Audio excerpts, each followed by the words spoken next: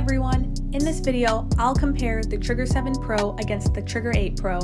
If you're wondering whether or not there's a difference between the Trigger 8 Pro and Trigger 7 Pro, the answer is yes, there absolutely is. This is not just another reskinned stick. That's what I heard about the Trigger 6 Pro and Trigger 7 Pro. This is something different. When I first saw the graphic on the Trigger 8 Pro, I did not like it. It's growing on me, but the Trigger 7 Pro will always look better to me.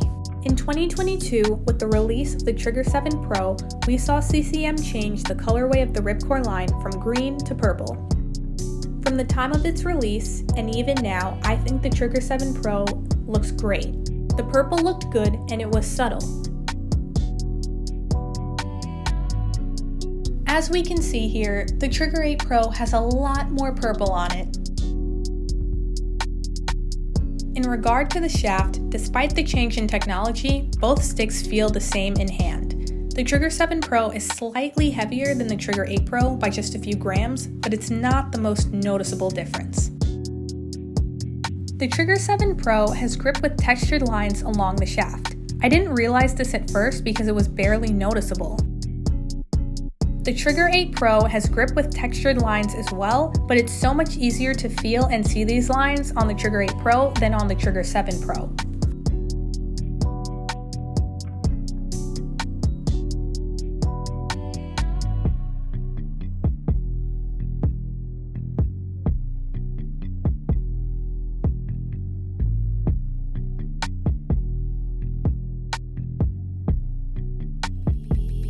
The major change that makes the Trigger 8 Pro different from the Trigger 7 Pro is that new dual feel technology in the heel of the blade.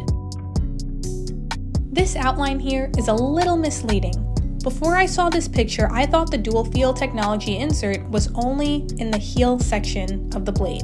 According to this picture, the insert starts just above the curve on the heel and ends at the center of the blade.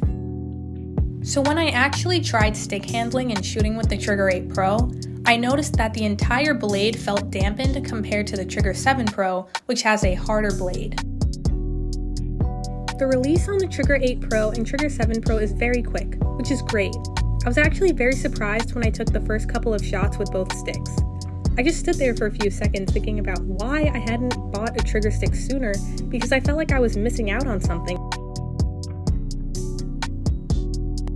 The Trigger 7 Pro has a faster release than the Trigger 8 Pro. While using the Trigger 7 Pro, I just thought about how much I was enjoying the stick because it definitely met my expectations. For example, the Hyperlight is another low kick stick which I really didn't like.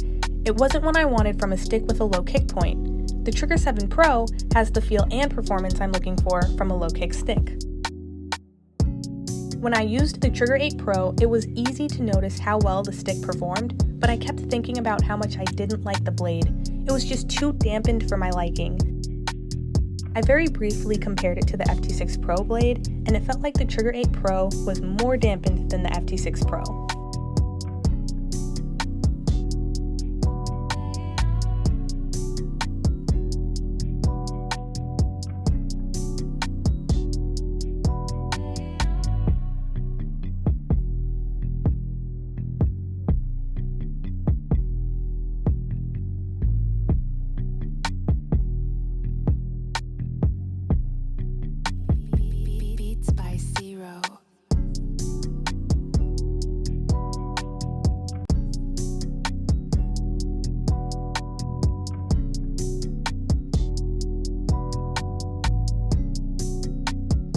Go for the Trigger 7 Pro if you want a harder and more responsive blade, or that's what you prefer on a low kick stick.